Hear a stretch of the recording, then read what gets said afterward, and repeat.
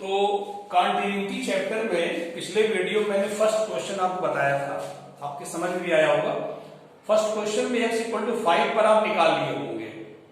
Second question देखिए आज बता रहे हैं x इक्वल टू 3 पर फलन f(x) equal to 2x square minus 1 के कॉन्टिन्यूटी की जांच करनी है। तो पहले हम LHL निकालेंगे। इसका सॉल्यूशन देखिए, LHL left hand limit. Left hand limit क्या होता है कि 3 से थोड़ा कम, इतना कम कि उसको h लिखते हैं, h टेंड्स टू 0। बहुत सूक्ष्म संख्या h होती है जो कि 0 को अग्रसर होती है, 0 को बिलोंग करती है। Limit x tends to 3 minus h f(x) की वैल्यू भरिए 2x स्क्वायर माइनस 1। अब x के स्थान पर 3 माइनस h लिखिए -1। जो ही ये फलन h के रूप में आया, h टेंड्स टू 0। अब आप h की जगह 0 रख सकते हैं। 3 माइनस 0 का होल स्क्वायर माइनस 1, तो 3 का स्क्वायर 9 और 2 का गुणा 18 माइनस 1 17 आ गया। LHL आपका 17 आया।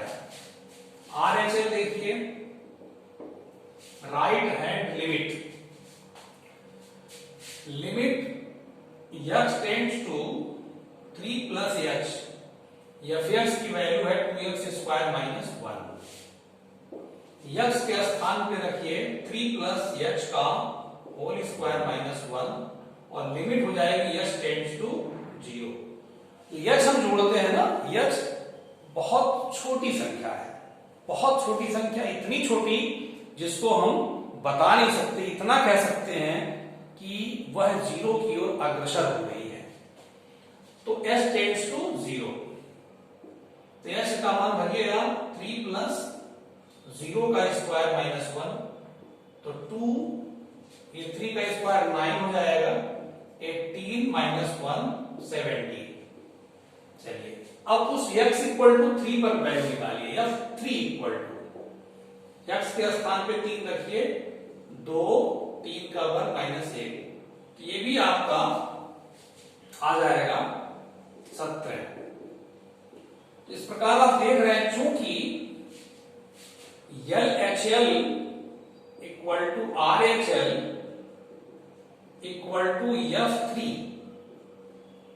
अतः x बराबर 3 पर फलन सतत है, सतत है। ये आपका क्वेश्चन लग गया। अब आपको मैं जो बताने जा रहा हूं, अब उसको ध्यान से सुनिएगा, इसको नोट कर लीजिएगा।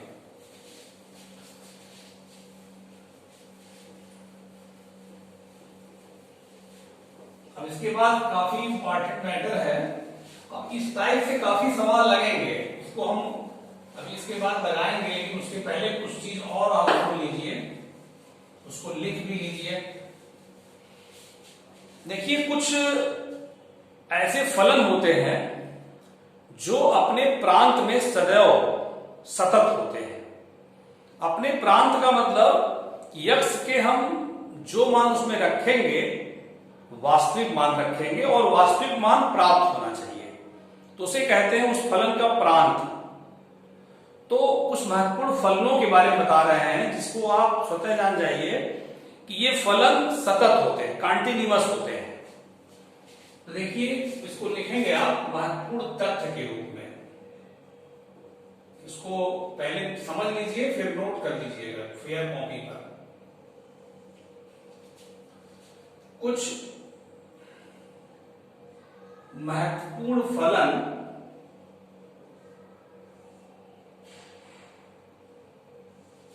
अपने प्रांत में,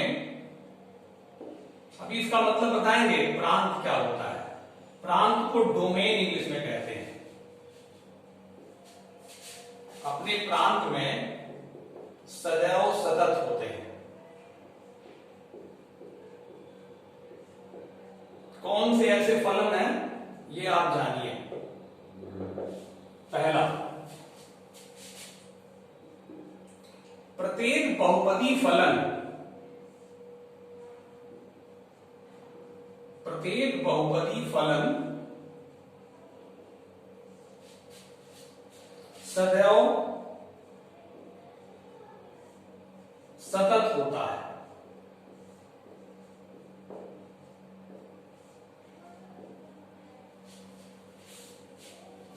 दूसरा, प्रत्येक अचर फलन, अभी मैं इसको विस्तार से समझाऊंगा, अभी आप इसको नोट कर लीजिए। प्रत्येक अचर फलन सदैव सतत होता है। थर्ड, प्रत्येक तत्समक फलन, तत्समक फलन, इसको कहते हैं आइडेंटिटी फंक्शन, आइडेंटिटी फंक्शन। प्रत्येक तत्समक फलन सदैव सतत होता है।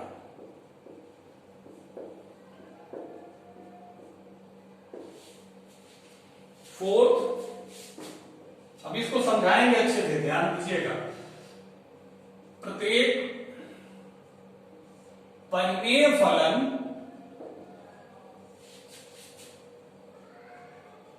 सदैव सतत होता है।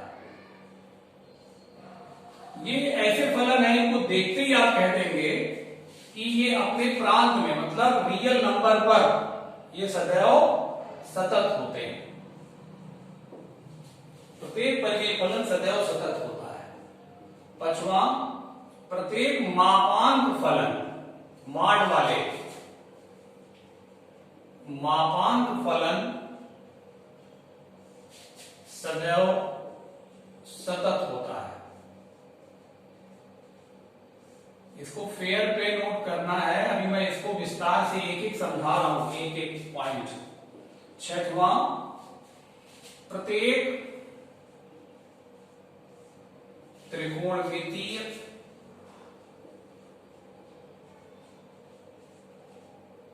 एवं प्रतिलोम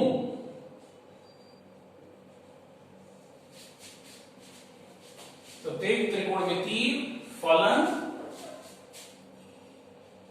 फलन एवं प्रतिलोम त्रिकोणमितीय फलन, इनवर्स वाले त्रिकोणमितीय फलन अपने लिए परिभाषित, अपने लिए या अपने प्रांत में, अपने प्रांत में सदैव सतत होते हैं। अब इसको समझिए अलग अलग। देखिए, पहला, प्रत्येक बहुपदी फलन, तो पहले तो आप जानिए बहुपद किसे कहते हैं। बहुपद उसे कहते हैं जिसमें चर की घात ऋणेतर पूर्णांक हो, मतलब ऋण न हो और भिन्न न हो। चर पर घात ऋण न हो और भिन्न न हो, शून्य हो सकता है, धनात्मक पूर्णांक हो सकता है। तो ऐसे फलन बहुपदी फलन कहलाते हैं। जैसे x² + 2x + 5, ये कैसा है? बहुपद है, क्योंकि x की घात देखिए प्लस है, +1 है, यहाँ x पे 0 है, ऋण नहीं है, भिन्न नहीं है, तो ये बहुपदी फलन है। x ऋण 4, ये भी बहुपदी फलन है। तो जितने बहुपदी फलन होते हैं वो सदैव सतत होते हैं। अब ये बात आप समझ लीजिए, अपने प्रांत में का क्या मतलब है, इसका क्या मतलब है? प्रांत क्या चीज होता है? मतलब ये फलन अगर दिया है तो हम x का जो मान चुनते हैं वो इस फलन का प्रांत होगा। जो चुनेंगे वो प्रांत होगा और जो प्राप्त होगा वो परिसर होगा। ठीक है? तो x का मान जो हम चुनते हैं वो वास्तविक मान चुनते हैं, रियल वैल्यू चुनते हैं, और जो fx का मान प्राप्त होता है वो रियल वैल्यू ही प्राप्त होना चाहिए। अगर x का मान मान लीजिए हमने रियल चुन लिया और fx का मान काल्पनिक आ गया, तो वो चुना गया x का रियल वैल्यू प्रांत का अवयव नहीं होगा, प्रांत नहीं होगा। मतलब रियल चुने और रियल प्राप्त भी हो, वास्तविक मान चुने और वास्तविक मान प्राप्त भी हो, तो जो वास्तविक मान हम चुनते हैं, यक्स का मान लेते हैं, वो प्रांत कहलाता है, एफ यक्स का प्रांत कहलाता है। और जो एफ यक्स प्राप्त होगा वैल्यू, वो परिसर कहलाता है। आगे आपको मिलेगा संबंध चैप्टर में। जैसे मान लीजिए इसमें आपने चुन लिया 2, तो एफ यक्स कितना आया -2। जो 2 आपने चुना है वो प्रांत का अवयव है, एफ यक्स का प्रांत का अवयव है, और जो प्राप्त हुआ है वो परिसर है। तो परिसर इसमें अभी नहीं शब्द आया है, इसलिए खाली प्रांत आप समझिए। यक्स का मान जो हम लेते हैं फलन के लिए, वो यक्स के सारे मान प्रांत होते हैं। तो यक्स का मान कैसा ले सकते हैं? वास्तविक रियल वैल्यू ले सकते हैं, और एफ यक्स का मान भी रियल ही आना चाहिए। अगर एफ यक्स का मान काल्पनिक आ गया तो जो यक्स का वास्तविक मान लिया वो प्रांत का अवयव नहीं होगा। तो रियल वैल्यू चुनेंगे और रियल वैल्यू प्राप्त भी होना चाहिए। तो यक्स के जो चुने हुए मान होते हैं वो प्रांत कहलाते हैं। समझ गए? तो बहुपद के बारे में आप कक्षा 9 में पढ़ चुके हैं। देखिए ये भी बहुपद है, कोई भी संख्या बहुपद है, क्योंकि यक्स की जो घात होगी इस पर वो ऋणात्मक नहीं होगी, भिन्नात्मक नहीं होगी, तो बहुपद है। तो 0 घात है, बहुपद तो है। तो बहुपदी अगर फलन है तो वो सदैव सतत होता है। किस वैल्यू पर? For each value of real number. सभी वास्तविक संख्याओं के लिए बहुपदी फलन सदैव सतत होता है। ये आप समझ गए? अचर फलन किसे कहते हैं? अचर फलन ऐसे होता है, एफ एक्स इक्वल टू सी या एफ एक्स इक्वल टू के, अचर हो, केवल अचर हो। समझ गए? ऐसा फलन अचर फलन कहलाता है, सदैव सतत होता है।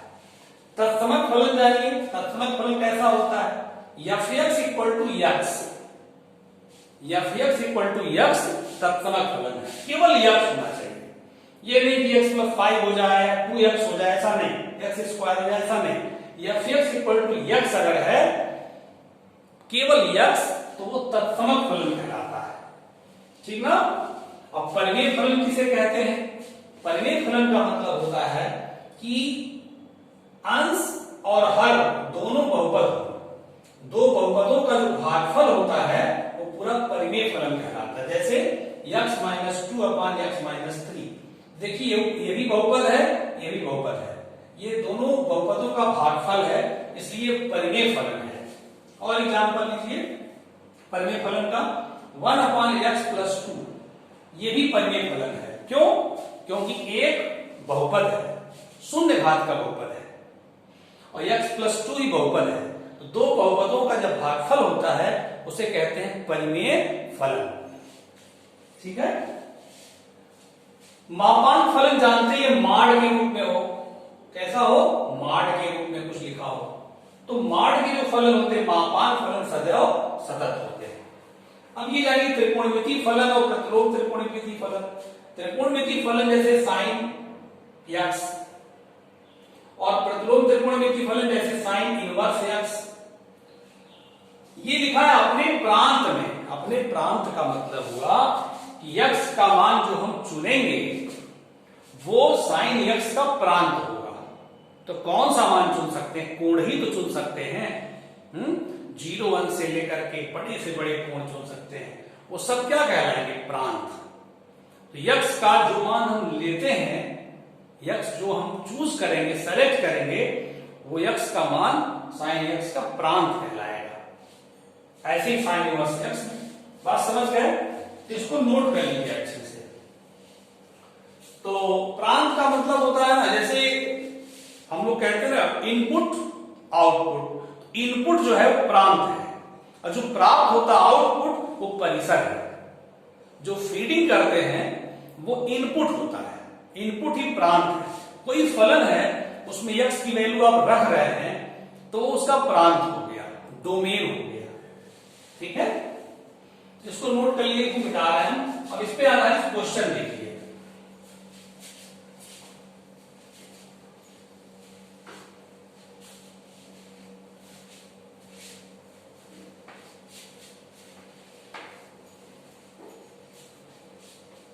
इसको ध्यान रखिएगा, ये आपके क्वेश्चन में मिलेगा।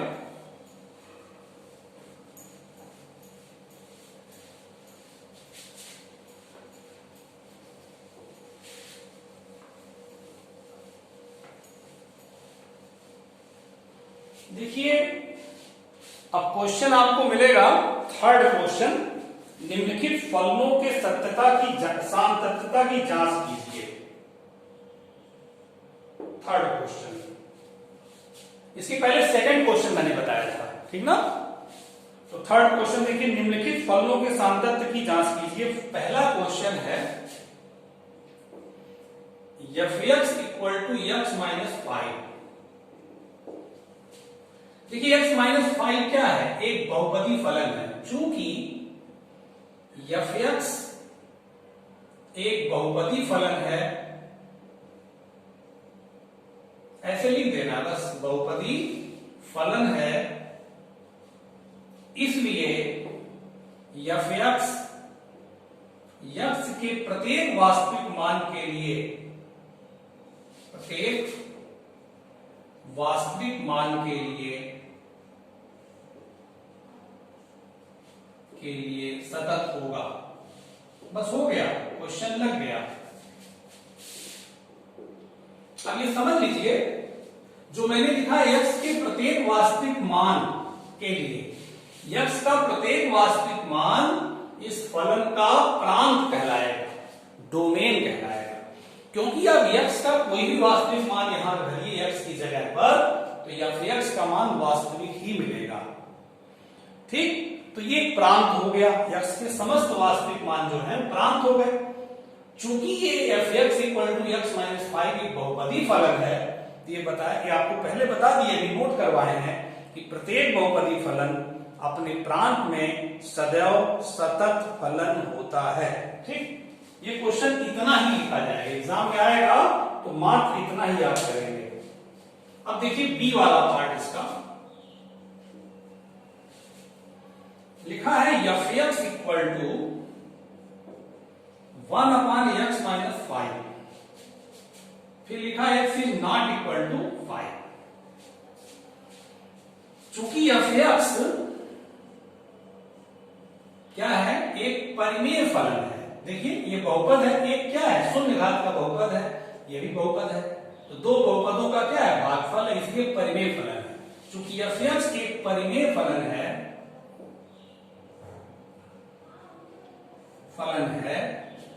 इसलिए fx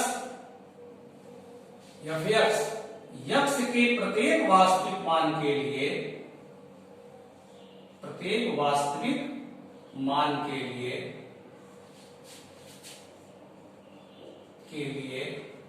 देखिए ब्रैकेट में क्या लिखेंगे, x इक्वल टू 5 को छोड़कर। अब यही आपको बहुत अच्छा समझ में आएगा, ध्यान दीजिएगा। देखिए x इक्वल टू 5 भी तो वास्तविक संख्या है, प्रांत का अवयव तो होना चाहिए, लेकिन मैंने बताया है x इक्वल टू 5 पर देखिए x का मान अनंत मिलेगा, 1/0 इनफाइनाइट। तो वो x का वास्तविक मान प्रांत में नहीं आएगा। x का वास्तविक मान चुने और fx का मान भी वास्तविक आए, परिभाषित आए, जिसका अस्तित्व हो वो आए, तो x का वह मान सब प्रांत कहलाएगा। तो x इक्वल टू 5 पर ये 1/0 हो जाएगा, तो 1/0 इनफाइनाइट हो जाएगा। इसलिए x के प्रत्येक वास्तविक मान के लिए होगा तो, लेकिन x इक्वल टू 5 को छोड़ करके जितने वास्तविक मान हो सकते हैं सब के सब मानों पर fx सतत होगा। तो fx x के प्रत्येक वास्तविक मान के लिए ब्रैकेट में x इक्वल टू 5 को छोड़कर सतत होगा, ठीक है।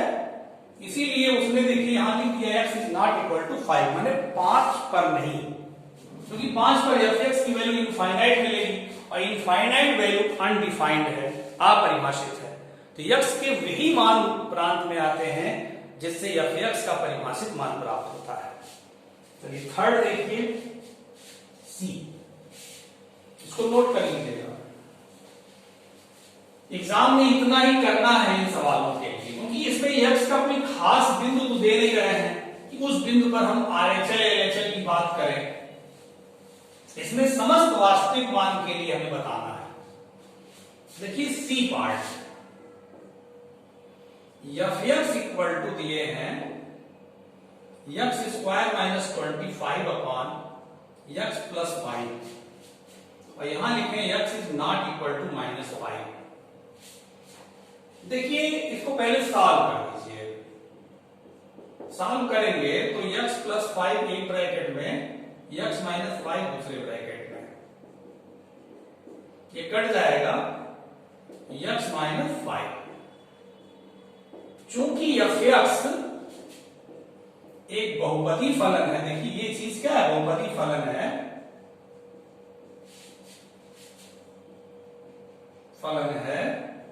इसलिए f(x)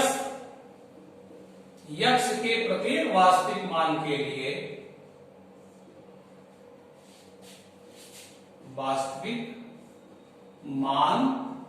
लिए लेकिन x इक्वल टू -5 पर, -5 यहां रखेंगे, -5 प्लस 5 0 हो जाएगा और जब हर में 0 हो जाएगा तो पूरी वैल्यू इनफाइनाइट हो जाएगी।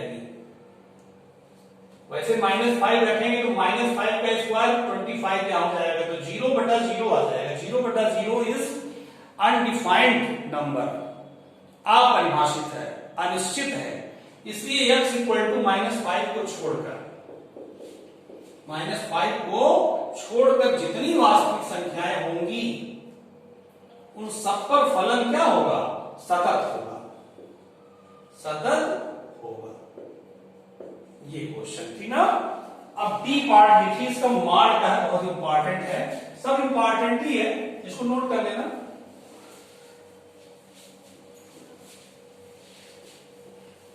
समझ में अच्छा आ रहा होगा आपके, मुझे लग रहा है, अच्छे से आप देखेंगे गंभीरता से तो समझ में आएगा। तीसरे का डी देखिए, बहुत अच्छा क्वेश्चन है ये मार्ड का। देखिए मार्ड के विषय मैंने आपको फर्स्ट ईयर में आप जरूर इसको पढ़े होंगे। मार्ड ऑफ एक्स की वैल्यू जो होती है वो एक्स होती है जब एक्स इज ग्रेटर देन और इक्वल टू 0, और मार्ड ऑफ एक्स की वैल्यू -x होती है जब x इज लेस देन 0। ये आपको पता है, ठीक, ये आपको पता है। इसके आधार पर देखिए ये जो वैल्यू होगा मार्ड ऑफ x -5 का, इसका मान x-5 होगा कब, जब x इज ग्रेटर देन और इक्वल टू 5 होगा, और इसी का मान -x-5 होगा कब, जब x लेस देन 5 होगा। ठीक है, ये चीज मतलब मार्ड हट जाता है, प्लस नहीं लिखते हैं कब, जब अंदर की वैल्यू आपकी 0 से बड़ी हो या बराबर हो, मतलब x की वैल्यू 5 से बड़ी हो या बराबर हो, और जब 5 से छोटा होगा तो ये मान हटेगा लेकिन माइनस आ जाएगा। अब देखिए जब x is greater than equal to 5 है, x इज ग्रेटर देन और इक्वल टू 5 है, तब f(x) बराबर कितना है, f(x) बराबर x -5 है। चूंकि f(x) एक बहुपदी फलन है, ये बहुपदी फलन है, इसलिए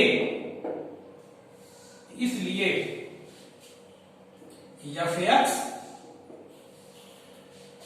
x इज ग्रेटर देन और इक्वल टू 5 पर सतत होगा। किस पर सतत होगा, x इक्वल टू 5 और x 5 से बड़ा, जितने मान 5 से बड़े होंगे उस पर f(x) सतत होगा, x इक्वल टू 5 पर भी सतत होगा। अब ये आइए दूसरा वाला लीजिए, जब x इज लेस देन 5 तब f(x) इक्वल टू कितना है, ये माइनस अंदर करिए, 5 -x हो जाएगा। यहां भी 5 -x एक बहुपदी फलन है, चूंकि f(x) एक बहुपदी फलन है, 5 पॉलिनोमियल फंक्शन बोलते हैं, इंग्लिश में क्या बोलते हैं, पॉलिनोमियल फंक्शन। f(x) एक बहुपदी फलन है, इसलिए f(x) x is less than 5 पर सतत होगा। अब आप देखिए ध्यान से, पूरे सवाल को देखिए, क्योंकि सवाल तो पूरा एक ही क्वेश्चन है। इसने कहा है x इज लेस देन 5 पर f(x) सतत होगा। 5 से कम जितनी वैल्यू होंगी, 0 माइनस माइनस तक बढ़ते जाएंगे, 5 से कम जितनी वैल्यू होंगी सब पर फलन सतत होगा। यहां क्या आ गया है, x इक्वल टू 5 और 5 से बड़ी जितनी वैल्यू होंगी सब पे फलन सतत होगा। इसका मतलब ये होगा कोई मान छूट ही नहीं रहा है, सारे वास्तविक मान पर फलन सतत होगा, क्योंकि 5 से कम भी कह दिया, 5 भी कह दिया और 5 से बड़ा सब कह दिया। तो जितनी वैल्यू होंगी रियल नंबर में उन सब पर f(x) सतत होगा। तो अंतिम लाइन क्या लिखेंगे, इसको नोट कर लीजिएगा। अंतिम लाइन नीचे नहीं लिख रहे हैं, ऊपर लिख दे रहे हैं। लिखेंगे अतः f(x) x के सभी वास्तविक मान के लिए, सभी वास्तविक मान पर सतत होगा, सतत। बात समझ में आई? इसके बाद आपको नेक्स्ट वीडियो में बताते हैं, ठीक है? ओके।